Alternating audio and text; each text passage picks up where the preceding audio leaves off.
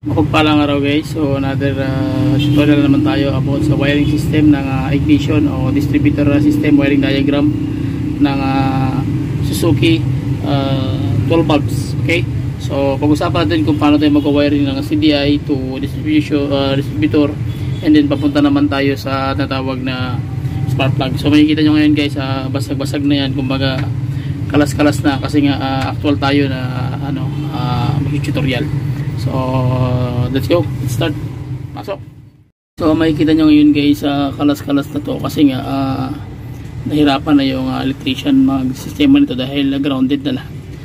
So ang gagawin natin, i-direct na natin yung sistema para hindi na tayo dadaan dun sa kanyang wiring mechanism. Okay, so ito yung igniter type. Makikita nyo baklas-baklas na yan, nakatanggal na. So binaklas na yung mga pyesa. Ito yung kanyang pickup generator. Okay, so ito naman yung natawag na igniter. Okay, so ito yung kakabit natin. Tapos bumili na rin sila ng bagong distributor cup. Ito, distributor cup. Distributor pala. Ayan, bago na rin. Okay. Ayan. So ito yung parts na ikakabit natin. So basic pointers natin para makuha nyo yung sistema kung paano. So makikita nyo ngayon dito, ayan, naka-wiring na yan, naka-harness na yan. Ayan o. So ibig sabihin safety na siya. Pero ang mali lang nito is yung kuryente, iba yung daloy ng kuryente. So i-actual natin guys para makita nyo kung paano siya gagana ng mano-mano. Okay, so walang trick, punta doon sa kanyang spark plug. Okay, so sige, i-assemble ko muna tapos para makita nyo yung sistema. So makikita nyo rito, ito tatanggalin natin itong mga wire na itong harness na ito para makita nyo yung putol at paano siya ikakabit-kabit. Okay, sige.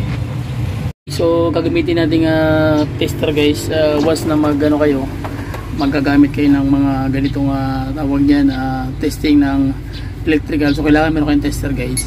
So lagi akong gumagamit itong Ansel the brand. So may nabibili niyan sa Shopee, mura lang po ito, mga 1213. So dito pwede kang gumamit ng ground, pindutin mo lang itong down, lalabas na yung ground sa dulo. Okay, then kung gusto mo naman positive mag-provide, so pindutin mo lang yung upper, so magiging positive na yan. And then kung saan nakatapat yung yung test probe mo, pag tinusok mo sa ground ng body yan, ground talaga lalabas yan. Ayan, okay, so pag tinest mo naman sa positive naman ang lalabas dito naman sa kanyang tawag niyan, test probe. So ganun po siya kaganda. So lagi ko itong ginagamit sa mga test para safe din siya sa mga electronics na 5 volts, 1 volts, 0.1 volts. So kahit 0.01 volts kaya niyang basahin. So yun po yung ginaganda rito. Okay, so ito yung gagamitin natin. So makikita nyo ngayon talagang talagang rescue na ito kasi nga binuksan na ito na mismo. Hindi nahirapan na mismo yung buong yung may-ari kung paano siya papanta rin dahil yung wiring nagkabali-baligtad na. Okay, so ang gagawin natin, i-condemn natin itong sistema ng wiring tapos ilalagay natin sa maayos na sistema. Okay, so gawin natin guys, pakita ko muna sa inyo sa video na to yung detalye kung paano natin idudugtong ang buong mechanism sa pagkabit ng distributor, and then i-actual natin. So check nyo muna guys yung video natin. So ito yung wiring diagram.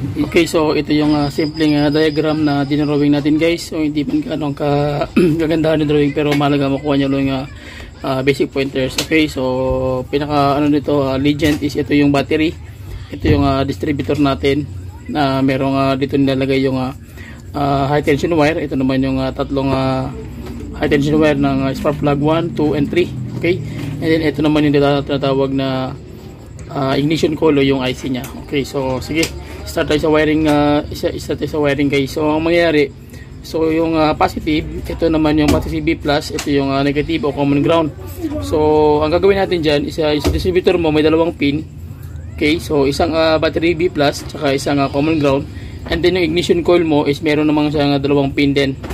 Okay, so ibig sabihin isang battery plus saka isang common ground.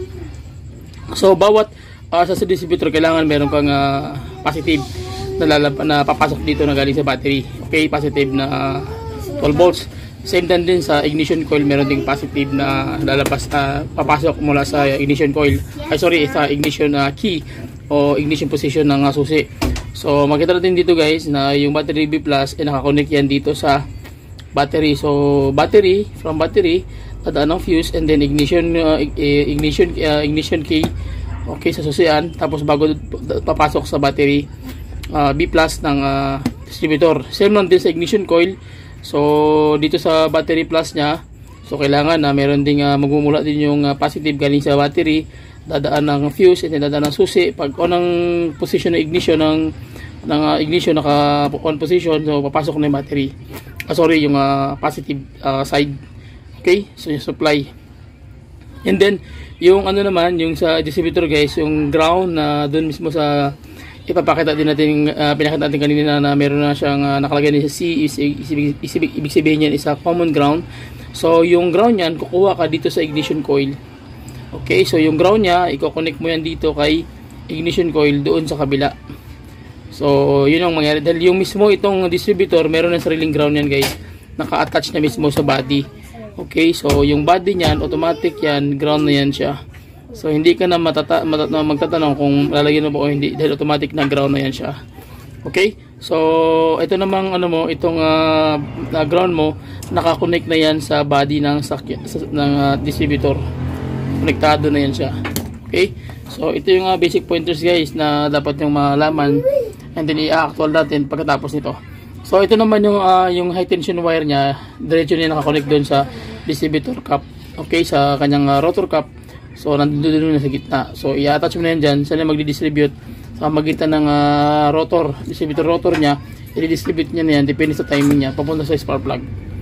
Okay, so i-actual natin guys, so para mas lubusan yung maintindihan. At least na paliwanag natin ng mabilisan itong sistema na to para makuha nyo yung basic pointers. Okay, so sige, tara doon tayo sa guys, sa actual. So ito siya guys, makikita nyo tinanggal na yung pinaka pickup generator.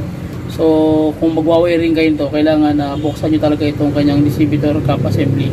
Kasi pag hindi nyo na mabuksan yan, although pwede man magkabaliktad itong pagkabit nyo ng positive, naman siya, pero mas better talaga kung makikita nyo yung sign nyo, makita mo yan, may nakalagay dyan na C.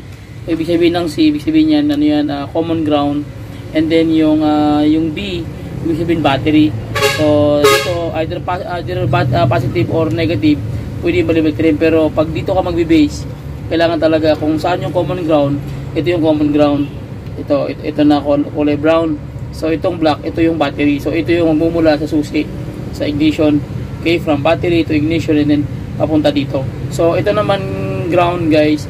So papunta naman yan dito sa sa distributor. So same case pa rin sila. Ito, baklasin ko muna ito tapos para makita nyo yung So mali yung diagram nito. Ayan So puputulin ko to, tapos iayusin ko yung wiring nito. Ito naka-harness na siya, nakabalot. So hindi na alam kung saan napunta yung wire niyan. So ganun pa rin, susi pa rin yung isa. Dito naman ganun din. Ito positive, balas kasi yan Ito, makikita nyo, ayan. So positive yan mula sa susi, tapos diretso dito, ito ay tatawag na balas. From 12 volts, ibig sabihin dadaan sa balas para instead na 12 volts magiging 9 volts na lang yung palo ng kuryente. So pagdating dito sa balas niya, so diretso niyan dito sa positive side. So pagdating dito sa positive side, ang mangyayari niyan guys, tawag yan, babato na naman yan siya ng tawag niya ng 12 volts pumunta dito sa CDI. And then yung kanyang ground side is papunta naman doon sa kabila, papunta naman siya dito. Yun ang connect. Yung sa C, yung ground niya, yun ang papunta dito sa ground ng CDI. Okay, so ikabit ko muna guys para makita nyo talaga yung pagkakasistema. Okay, so ito na guys, ito yung pagkakabit-kabit na natin. So hindi mo nilalagyan ng distributor rotor na cap. Okay, para makita nyo yung sistema. So ito yung positive, ayan. So ito yung sa susi. Pag on mo ng susi, automatic ito na yung lalabas sa positive. And then yung isa yung C, so ito na yun siya. Papunta naman siya dito sa, ayan, makita mo yung linya niya. Punta naman siya dito sa ground ng CDI. Ayan So ito na yung connection. And then yung positive niya naman sa ignition pa rin, ito yung original niya. So hindi natin tinanggal. So positive pa rin yan, mapunta naman doon sa balas. Ayan, makakonect siya dito. Ayan, tapos dadaan ng balas para imbes nga 12 volts, 9 volts lang yung bibigyan niyan patong ano, para malamig, para hindi mainit yung CDI. So ayan, didirekto naman dito sa kabila yan. Ayan o. Ito yan ang wire. Ayan, punta naman dito sa dalawang terminal lang yan guys sa ilalim. Ayan. Ayan. Okay. So ayan yan. Ito naman yung papunta naman. Ito sa taas, papunta naman sa kanyang common ground ng distributor. And then yung ground ito is nakakonect na yan mismo sa battery. Sa engine body. So automatic may ground na yan. Pero ang gagawin natin guys, tatanggalin natin mismo yung distributor para makita nyo na iikot natin mano-mano kung malakas ba ang lalabas na kuryente mula sa CDI papunta sa dito sa dulo. Okay, so sige, tapos makuha nyo lang yung basic pointers bago natin tatakpan ng takip. Okay, sige. Okay, so ito na yung wiring system natin guys. So ito yung ground natin, nakakonect na mismo dito yan sa body. Tapos yung ground na mas spark plug nilagyan ko na rin. Okay, para mamaya ikakabit-kabit natin yan. So ito na yung mechanism na ikakabit natin. So ito positive to dahil yan nakakonect yan sa baterya yan yung B. So ito na yun. Yung C naman yan, nakakonect na mismo direct naman pupunta dito sa ground ng CDI. Okay, ayan. So yung positive na mumula sa susi, ito na yun. Ayan, positive tapos dadaan sa balas. Instead na 12, magiging 9 volts na lang yan. So muna siya pinaka ano, para balas para lumamig yung kuryente para ma-reduce ng 12 to 9 volts. So nakakonect na siya sa positive side. Ayan. Ayan. So ang gagawin natin, so check natin yung ano, wiring system. So ito, ayan, ground, you know. So ito naman yung positive na kunwari galing sa susi. Ito, ayan o, positive. So makita nyo, kung makita nyo, meron siyang number 12 volts. So kung ground naman, green yan. Ayan o. Okay, so yung test probe, okay. So gawin natin, i-connect natin to. Ayan, itong positive dito sa CDI tsaka positive sa distributor. Ayan, i-connect natin yan. So meron na siyang current. Tutong ko muna. So ayan, meron na siyang positive. Ayan. So check natin yung ano, itapat mo raw Brad, ganyan mo raw Brad yung spark. Tingnan nyo ikot to. Ito picture mo to pag mag-contact siya, di ba? Ayan o. Kita mo, pag iniikot mo siya, sipa ang kuryente. Malakas to. Gusto mo ganyan, hinay ito. Malakas siya, oh. Ano? So, di ba? So, ang gagawin natin, ilagay natin sa distributor, lagyan natin yung spark plug. Okay? Sige. So, ilagay natin to. Ayan. Tapos, lalagyan natin yung distributor.